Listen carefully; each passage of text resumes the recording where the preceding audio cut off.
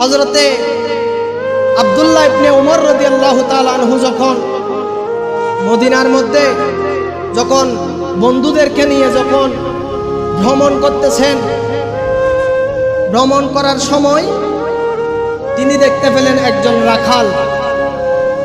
রাখাল একটা শত শত ছাগল নিয়ে, বকরি নিয়ে তিনি আসতেছেন। রাখাল বাড়িতে যাচ্ছেন, মালিকের বাড়িতে।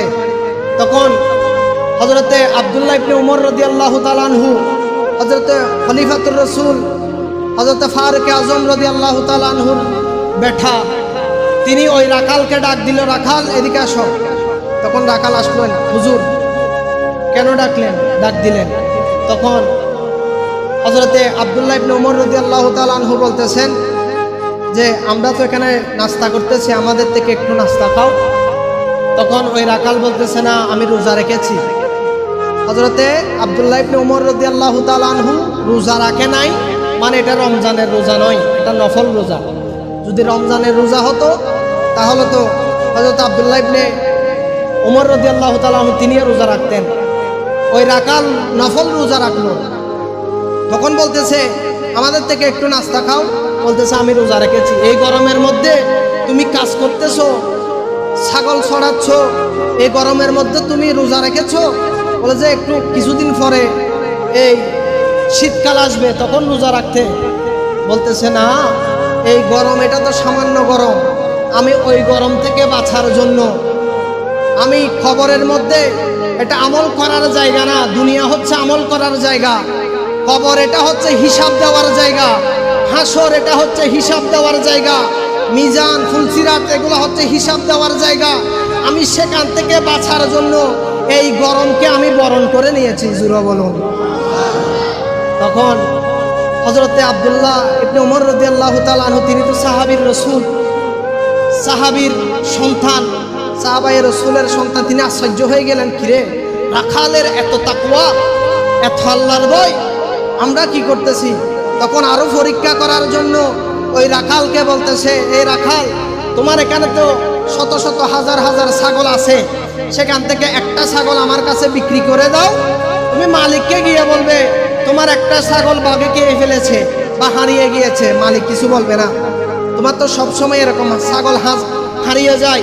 তখন হযরত ওই রাখাল বলতেছে, হুজুর হ্যাঁ, আমার সবসময় মাঝে মধ্যে ছাগল হারিয়ে যায়, আমি মালিককে বলি, মালিক কিছু বলে না।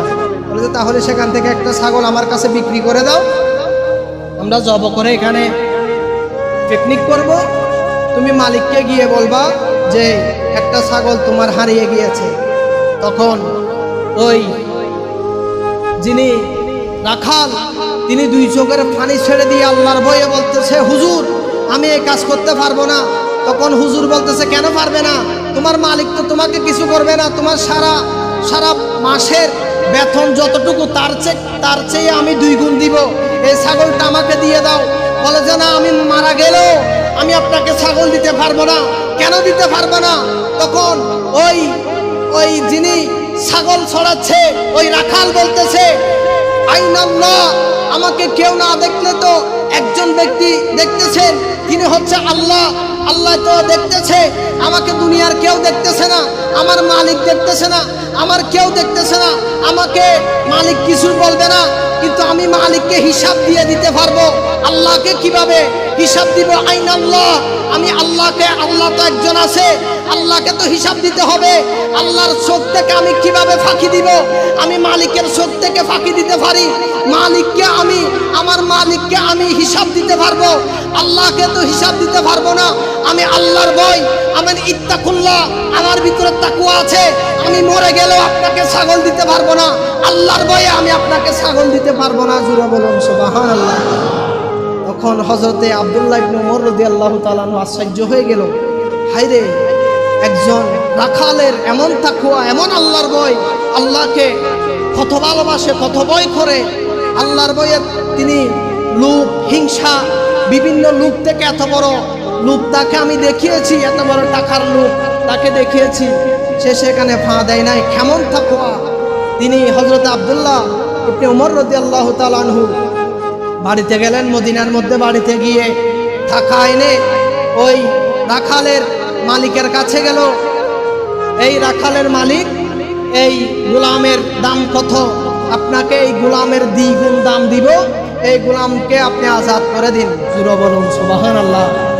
এই গোলামের দ্বিগুণ টাকা দিয়ে মালিক থেকে গোলামকে আজাদ করে দিয়ে ওই যত ছাগল ওখানে ছিল সমস্ত ছাগল সবগুলা ক্রয় করে হযরত আব্দুল্লাহ ইবনে ওমর তাকওয়া দেখানোর কারণে সমস্ত ছাগল সবগুলা ক্রয় করে ওই যিনি ছাগল সরিয়েছে, যিনি ছাগল মাঠের মধ্যে যিনি রাখাল, ওই রাখালকে সমস্ত ছাগল সবগুলা ক্রয় করে ওই রাখালকে হযরতে আব্দুল্লাহ ইবনে ওমর রাদিয়াল্লাহু তাআলা আনহু উপহার দিয়ে দিল। জোরে বলুন সুবহানাল্লাহ। আল্লাহকে ভয় করার কারণে, আল্লাহর ভয় অন্তরের মধ্যে ধারণ করার কারণে, তাকওয়া অবলম্বন করার কারণে, তাকওয়া অর্জন করার কারণে আমার আল্লাহ আখিরাতের মধ্যে তো তাকে মর্যাদাবান বানিয়ে দিয়েছে, দুনিয়ার মধ্যেই আল্লাহ তাআলা তাকে মর্যাদা দিয়ে দিয়েছেন। জোরে বলুন সুবহানাল্লাহ।